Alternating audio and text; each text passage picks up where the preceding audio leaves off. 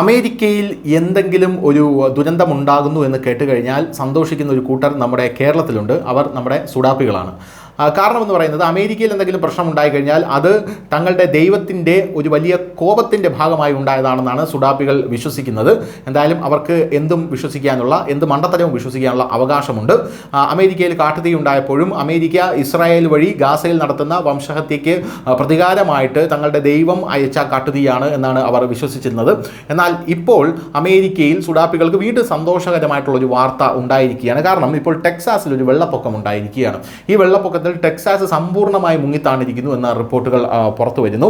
US സംസ്ഥാനമായിട്ടുള്ള ടെക്സാസിലെ hill country മേഖലയിൽ രാത്രിയിൽ കനത്ത മഴ വലിയ നാശനഷ്ടം വിതച്ചിരിക്കുന്നു. മാസങ്ങളിൽ സാധാരണയായി കാണാറുള്ളതിനേക്കാൾ കൂടുതൽ മഴ ഏതാനും മണിക്കൂറുകൾക്കുള്ളിൽ പെയ്തതായിട്ടാണ് റിപ്പോർട്ടുകൾ പറയുന്നത്. ഇതിൻ്റെ ദൃശ്യങ്ങളൊക്കെ ഇപ്പോൾ സമൂഹ മാധ്യമങ്ങളിൽ വൈറലായിട്ടുണ്ട്. ആ ദൃശ്യങ്ങൾ യൂട്യൂബിൻ്റെ കോപ്പിറൈറ്റ് വയലേഷൻ ഇല്ലെങ്കിൽ തീർച്ചയായും ഞങ്ങൾ നിങ്ങളെ കാണിക്കുന്നതാണ്. എന്തായാലും കൂടുതൽ മഴ ഏതാനും മണിക്കൂറിനുള്ളിൽ പെയ്തതായി റിപ്പോർട്ട് പറയുന്നു. ഇത് ഗ്വാലറ്റൂബ് നദിയിൽ വെള്ളപ്പൊക്കത്തിന് കാരണമായിട്ടുണ്ട്. നദിയിലെ വെള്ളപ്പൊക്കത്തിൽ കുറഞ്ഞത് 13 പേർ മരിച്ചു. പെൺകുട്ടികളുടെ വേനൽക്കാല ക്യാമ്പിൽ ഉണ്ടായിരുന്ന 20-ലധികം പെൺകുട്ടികളെ ഇതിൽ കാണാതായിട്ടുണ്ട് എന്നുള്ളതാണ് അമേരിക്കയെ ഏറ്റവും അധികം ആശങ്കപ്പെടുത്തുന്ന ഒരു കാര്യം. ശക്തമായ ഒഴുക്കിൽ കുടുങ്ങിയ ആളുകളെ ഹെലികോപ്റ്ററുകളും ബോട്ടുകളും ഉപയോഗിച്ച് രക്ഷാപ്രവർത്തകർ ഇപ്പോൾ രക്ഷിക്കാനായി ശ്രമം നടത്തിക്കൊണ്ടിരിക്കുകയാണ്. കെർവില്ല കൗണ്ടിയിൽ രാത്രിയിൽ 10 ഇഞ്ചിലധികം മഴ പെയ്തു. ഇത് പെട്ടെന്നുള്ള വെള്ളപ്പൊക്കത്തിന് കാരണമായി നദിയിലെ ജലനിരപ്പ് പെട്ടെന്ന് ഉയർന്നു. ഹണ്ടിനടുത്തുള്ള ഗ്വാഡലൂപ്പ് നദി വെറും 2 മണിക്കൂറിനുള്ളിൽ 22 അടി ഉയർന്നതായി ദേശീയ കാലാവസ്ഥാ സേവനം പറയുന്നു.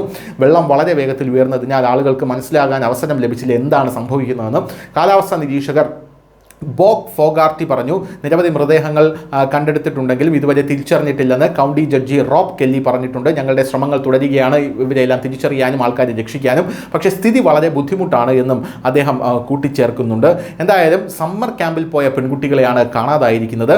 ഹണ്ടിലെ ക്രിസ്ത്യൻ പെൺകുട്ടികളുടെ സ്വകാര്യ വേനൽക്കാല ക്യാമ്പായിട്ടുള്ള ക്യാമ്പ് മിസ്റ്റിക് വെള്ളപ്പൊക്കത്തിൽ മുങ്ങി. ക്യാമ്പിലെ 23 പെൺകുട്ടികളെ ഇപ്പോഴും കാണാനില്ല എന്ന് ലഫ്റ്റനന്റ് ഗവർണർ ഡാൻ പാട്രിക് പറഞ്ഞു. പെൺകുട്ടികളുടെ സുരക്ഷയ്ക്കായി പ്രാർത്ഥിക്കാൻ അദ്ദേഹം ടെക്സസ് നിവാസികൾ ആവശ്യപ്പെട്ടു.